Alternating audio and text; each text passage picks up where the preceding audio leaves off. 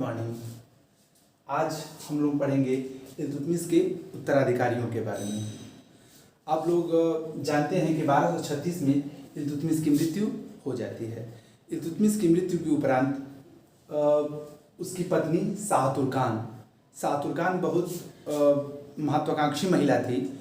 उसने अमीरों का पक्ष लेके, जब अमीरों का अपने साथ मिला के, उसने अपने पुत्र रुकुनुद्दीन फिरोज शाह, जो कि एक विलासी लड़का था, जो बहुत योग्य नहीं था, लेकिन अमीरों के सहयोग से उसने 1236 में अपने पुत्र रुकुनुद्दीन फिरोज शाह को इल्तुतमिश की गद्दी पे बैठा देती है, दिल्ली की गद्दी पे बैठा देती है। चूँकि शाह तुर्कान एक तुर्कदासी थी और वो बहुत ही महत्वाकांक्षी महिला थी, तो रुकुनुद्दीन फिरोज शाह के समय में शासन का केंद्र या टोटल शासन ये चलाती थी इसकी माँ, और इसने क्रूरता का शासन शुरू किया, बलपूर्वक सबको दबाने की का प्रयास किया और लोगों को टार्चर करना या फिर लोगों को जबरदस्ती अपनी बातें मनवाने के लिए वो दबाव बनाने लगी। इसी के साथ साथ उसने कुतुबुद्दीन, जो इल्तुतमिश का एक और पुत्र था, बहुत ही होनहार लड़का था, उसको अंधा करा देती है और रजिया की भी हत्या का प्रयास करती है, रजिया को मरवाने की कोशिश करती है। इससे लेके इसकी क्रूरता को देखते हुए इक़्तादारों में विद्रोह हो जाता है। जैसे कि अवध का इक़्तादार दिल्ली के लिए राजकोष जा रहा था और वो रास्ते में लूट लेता है, अवध का इक़्तादार। इसके अलावा मुल्तान और लाहौर के इक़्तादार भी विद्रोह कर देते हैं इसके शासन के विरुद्ध। इक़्तादारों के विद्रोह का जब होता है तो रुकुनुद्दीन फिरोज शाह दिल्ली से बाहर जाता है उसको दबाने के लिए, और इस स्थिति का फायदा रजिया सुल्तान उठाती है।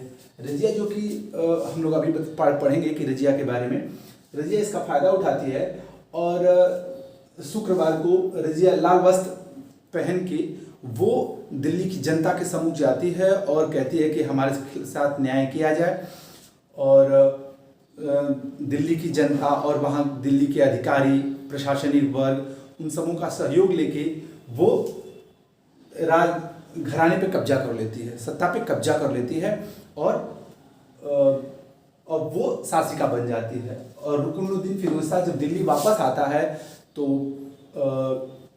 युद्ध में पराजित हो जाता है और इसकी माँ शाह तुर्कान को भी कैद कर लिया जाता है। रुकुनुद्दीन को कहा जाता है कि बाद में इसकी हत्या कर दी गई। एक और विशेष बात है कि लाल वस्त्र, रजिया ने लाल वस्त्र क्यों पहने? वास्तव में उस समय न्याय मांगने वाले लाल वस्त्र पहन के न्याय की मांग करते थे, तो रजिया ने ये कहा कि इसीलिए वो लाल वस्त्र पहनती थी। कई बार कई एग्जाम में ये क्वेश्चन पूछा गया है कि लाल वस्त्र का क्या कंसेप्ट है, इसलिए मैंने ये बात बताई। अब देखेंगे हम उसकी सबसे योग्य, रजिया सुल्तान 1236 से 1240 तक शासन करती है। अच्छा, एक और महत्वपूर्ण बात है कि इल्तुतमिश का सबसे योग्य पुत्र नासिरुद्दीन महमूद, जिसकी मृत्यु 1229 में हो जाती है, और ये इल्तुतमिश के लिए बहुत दुखद घटना थी। और इसके पश्चात 1231-32 में वह ग्वालियर विजय के लिए जाता है। इल्तुतमिश ग्वालियर विजय अभियान के समय जाते समय वो दिल्ली की शासन व्यवस्था अपने पुत्री रजिया को सौंप के जाता है, और जब एक साल पश्चात पुनः वापस आता है तो वो देखता है कि रजिया ने उसकी व्यवस्था को, उसकी शासन व्यवस्था को बहुत बढ़िया से संचालित किया है, और ये उसको बहुत प्रभावित करता है। और अपने मंत्रियों से वो कहता है कि आप समय की मूल्यांकन करेगा कि आप देखेंगे कि जो शेष मेरे पुत्र हैं उनमें सबसे बढ़िया शासक बनने की योग्यता हमारी पुत्री रजिया में ही है। इसलिए उसने ग्वालियर विजय के उपरांत रजिया सुल्तान के नाम से चांदी के टंके पे जो कि सिक्का हुआ करता था, उस पे रजिया सुल्तान का नाम अंकित करवाता है। अच्छा, इसको उसी समय उसने रजिया सुल्तान को अपना उत्तराधिकारी नामित करता है। रजिया के बारे में एक और प्रश्न आता है कि वह कितने वर्ष तक शासन करती है, तो एग्जैक्ट मिनहाजुस सिराज ने अपनी पुस्तक तबकात-ए नाशरी में लिखा है कि रजिया ने 3 वर्ष 6 महीना और 6 दिन का शासन करती है। रजिया, मैंने बताया कि लाल वस्त्र पहन के दिल्ली की जनता के सम्मुख जाती है और दिल्ली की जनता नमाज के लिए इकट्ठी हुई है उस भीड़ को अपने साथ लेके और वो गद्दी पे कब्जा कर लेती है।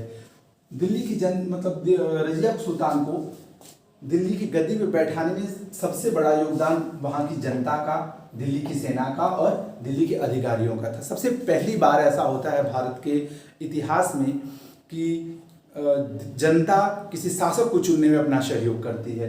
यह एक बहुत बड़ा कंसेप्ट है जो कि बाद में आप देखेंगे कि आज लोकतंत्र है और आज कितनी शासक को चुनने में या फिर प्रधानमंत्री को चुनने में जनता ही प्रमुख है। तो सबसे पहली बार दिल्ली की जनता ने रजिया सुल्तान को गद्दी पे बैठाने में अपना योगदान देती है। एक और क्वेश्चन बनता है कि उलेमा और उमरा धार्मिक वर्ग और शासक वर्ग जो था उसको उस समय मध्यकाल में अभी भी एक्चुअली इस्लाम में आप देखेंगे कि पर्दा का कंसेप्ट है और बुर्का पहनती हैं और अभी भी स्त्रियों को वो अधिकार प्राप्त नहीं है जो अन्य धर्मों में है। तो मध्यकाल की तो हम कल्पना ही नहीं कर सकते कि एक महिला एक शासक वर्ग पे और उलेमा वर्ग पे आके शासन करे। ये उलेमा वर्ग को और उमरा अर्थात अमीर वर्ग को ये बर्दाश्त नहीं था। तो वो लोग विरोध करते हैं, लेकिन रजिया अपनी योग्यता सिद्ध करते हुए वो स्त्रियों का वस्त्र त्याग कर देती है और पुरुष की पोशाक पहन के वो राज दरबार में बैठती है, गद्दी में बैठती है। वो कुबा और कुलाह अर्थात कुबा अर्थात कोट होता था पुरुषों की तरह से और कुलाह टोपी होती थी और बिना चेहरा ढके हुए आती थी, राज दरबार में बैठती थी और शासन के सारे निर्णय लेती थी। मैंने बताया था कि दिल्ली के बाद बदायूं का एकता बहुत महत्वपूर्ण होता था पिछले लेक्चर में। तो वो अपने एक बहुत ही विश्वसनीय व्यक्ति एतगीन को बदायूं की इक्तादार बनाती है, बदायूं का इक्तादार बनाती है और उसी को अमीर हाजिब का पद देती है। अमीर हाजिब होता था दरबारी शिष्टाचार व्यवस्थित करना, अमीर हाजिब का काम होता था। अल्तुनिया भी एक महत्वपूर्ण इक्तादार था, इसको तबरहिंद या भटिंडा का इक्तादार बनाती है। रजिया के बारे में एक बहुत ही विवादित टर्म आता है कि वो एक अबिसिनिया दास था, अबिसिनिया का हबसी दास था जिसका नाम था जलालुद्दीन याकूत। उसको अमीर अखूर का पद देती है। अमीर अखूर बहुत महत्वपूर्ण पद होता था, अर्थात अश्वशाला का प्रधान। अश्वशाला घोड़े को देखभाल करने वाले का प्रधान होता था, चूंकि युद्ध में घोड़े बहुत निर्णायक होते थे। तो जो अमीर अखूर का पद होता था वो बहुत ही महत्वपूर्ण व्यक्ति को दिया जाता था।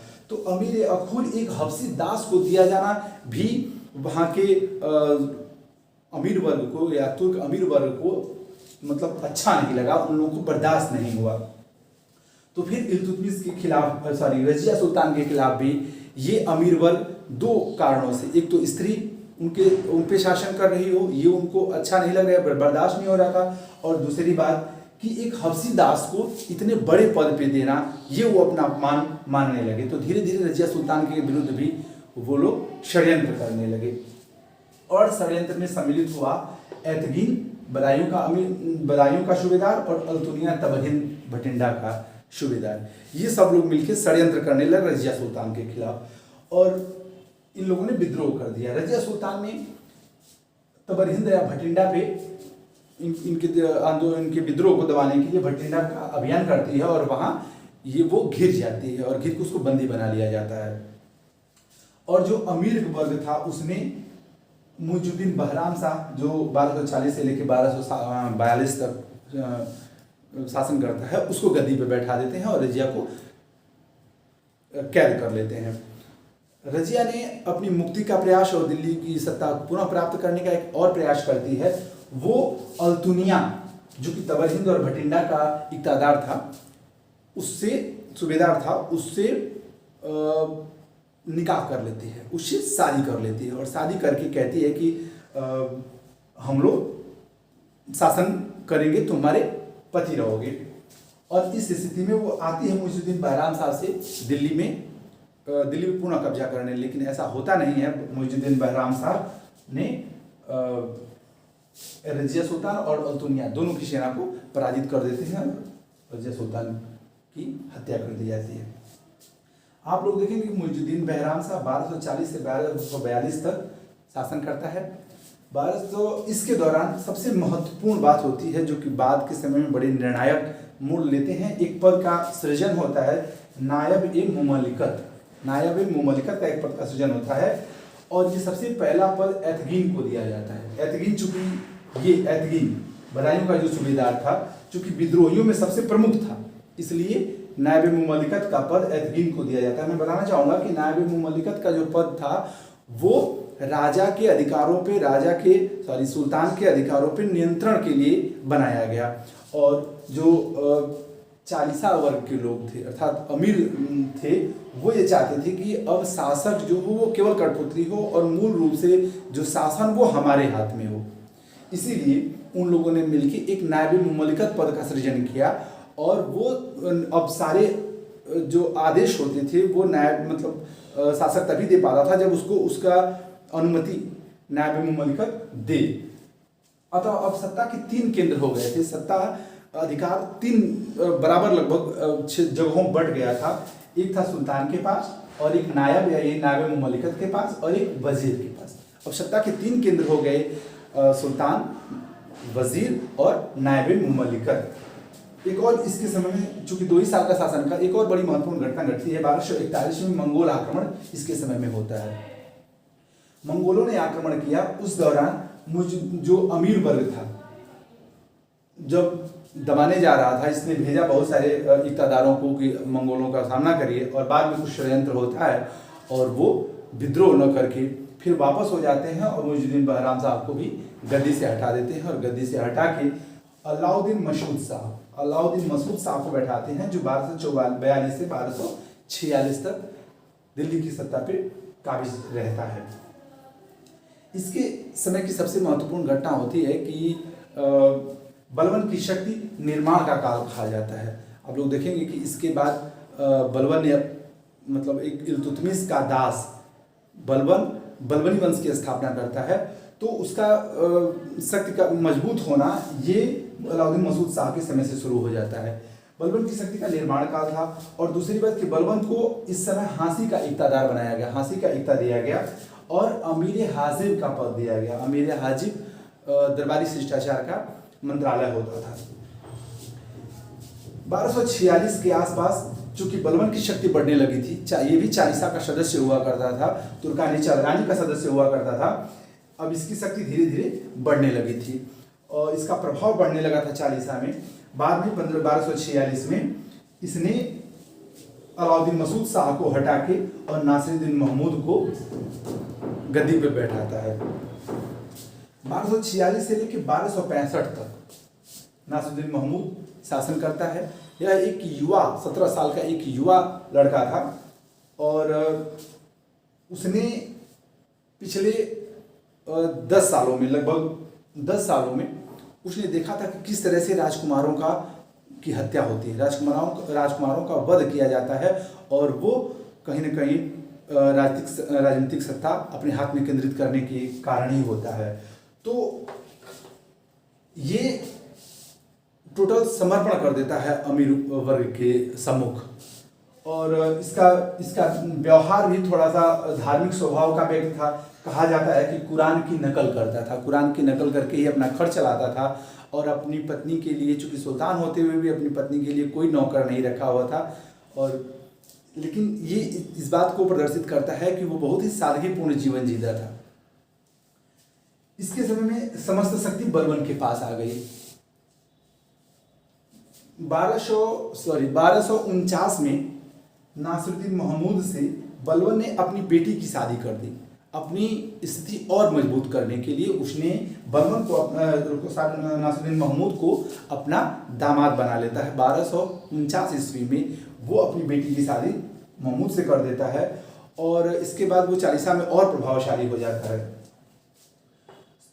समस्त शक्ति अब बलबन के पास आ जाती है। यह नायब मुमलिकत के पद पे आ जाता है, इसको नायब मुमलिकत बना दिया जाता है। उसके अलावा इसको उलू खां की उपाधि देता है महमूद। इसके समय में एक भारतीय मुसलमान, अभी चूंकि भारतीय मुसलमानों का या फिर भारतीयों का सहयोग प्रशासन में नहीं लिया जा रहा था, लेकिन एक नया वर्ग तैयार हो रहा था भारतीय मुसलमान जो योग्य था और सत्ता में अपनी हिस्सेदारी मांग रहा था और सत्ता में सहयोग की अपेक्षा करता था, उस ग्रुप उस समूह का नेतृत्व कर रहा था इमामुद्दीन रिहान नाम का एक भारतीय मुसलमान।